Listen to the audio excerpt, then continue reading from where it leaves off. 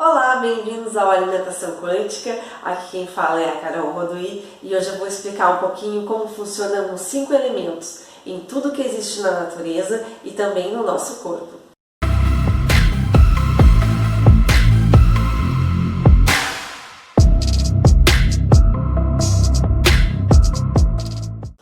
Pensando nos 5 elementos, nós podemos ter uma possibilidade de entendimento que tudo no universo é composto por esses 5 elementos, tanto aqui na Terra quanto fora dela.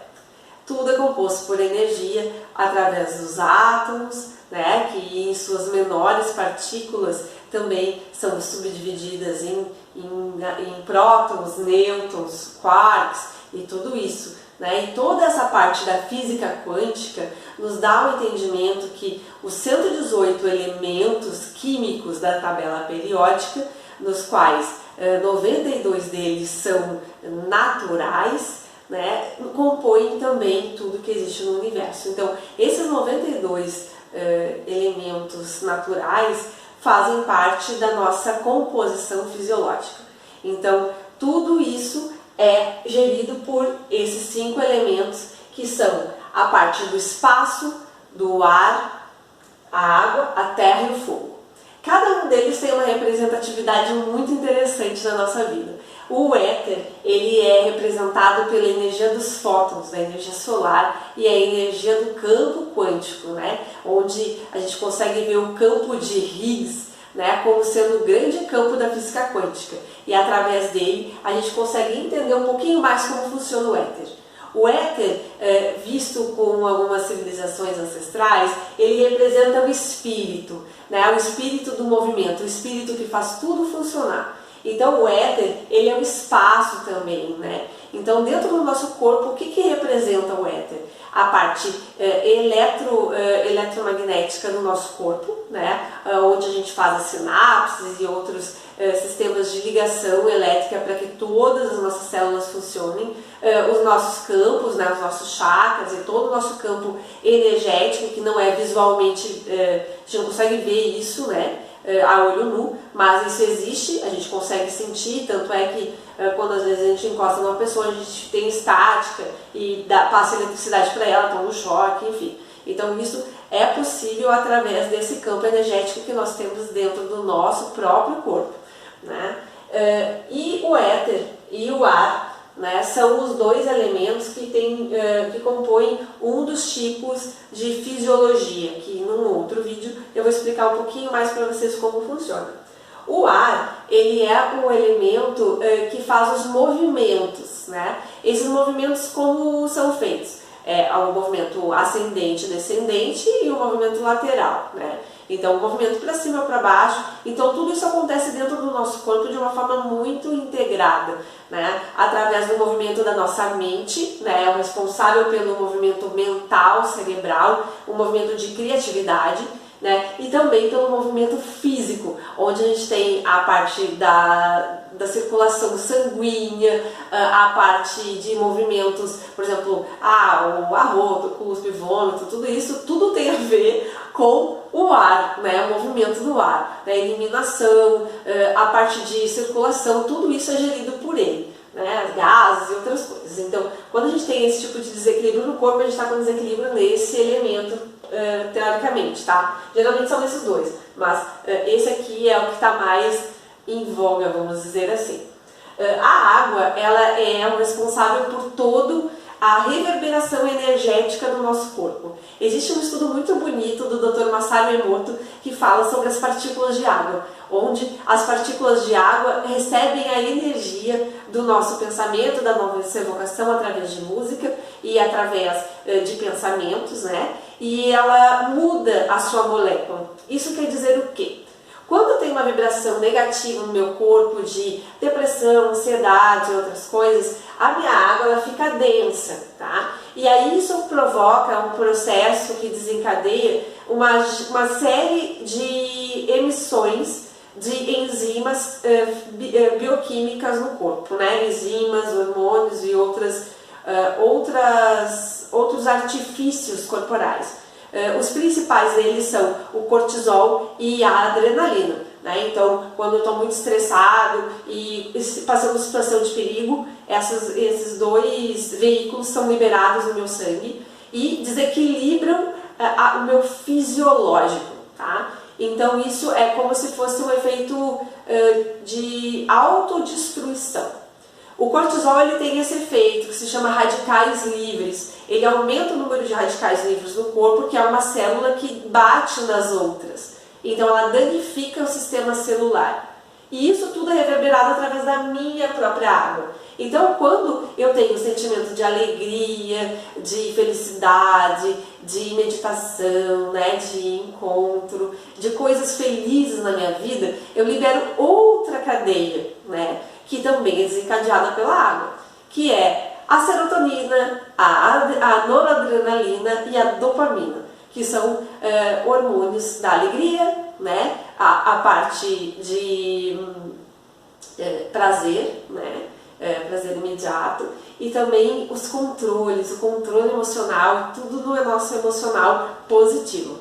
Então, a água é o nosso principal veículo, tanto é que o nosso corpo é 70% composto por água, né? Isso o que a gente imagina, né? Talvez seja até um pouco mais, porque o nosso corpo fisiológico, ele, assim como a própria natureza da água, ela é fluida, né? O nosso corpo é fluido, ele não é um corpo definitivo. Na medida que eu nasço, eu tenho mais um elemento de terra, que é justamente para dar crescimento para a criança, né? Que é a constituição de tecidos e outras coisas. Na medida que eu vou crescendo, o meu elemento do fogo vai aumentando para que eu tenha força, vitalidade para a minha vida. E na minha terceira idade, eu vou tendo o ar aumentado. E isso tudo flui através da água, tá? Então a água é um elemento importantíssimo, tanto para consumo, né, água de boa qualidade, quanto para essa reverberação energética, para que eu consiga limpar o que não serve de sentimentos no meu corpo. Também eu preciso ter esse elemento em equilíbrio, para ele me auxiliar nesse processo, né, de liberação fisiológica mesmo. A terra, como eu mencionei, ela é responsável pela constituição tecidular. A terra ela tem um poder de transformação, né? Não de catabolização, mas de transformação. A terra ela é composta por várias fisiologias diferentes, né? Aqui no nosso corpo, especificamente, a terra é responsável por nutrir, né? Então, toda a nutrição do planeta ela sai do alimento terra, né? Então, as plantas se nutrem da terra, nós também nos nutrimos das plantas, então também nos nutrimos de terra, né? E a terra é o alimento principal para constituir todo o nosso corpo fisiológico. E ela é uma parte muito importante, né? Justamente nessa energia de a gente manter a nossa saúde em equilíbrio. Só que o elemento terra dá peso. Então, geralmente, o principal responsável por excesso de peso está nesse elemento aqui, juntamente com a água, nessa duplinha aqui, tá?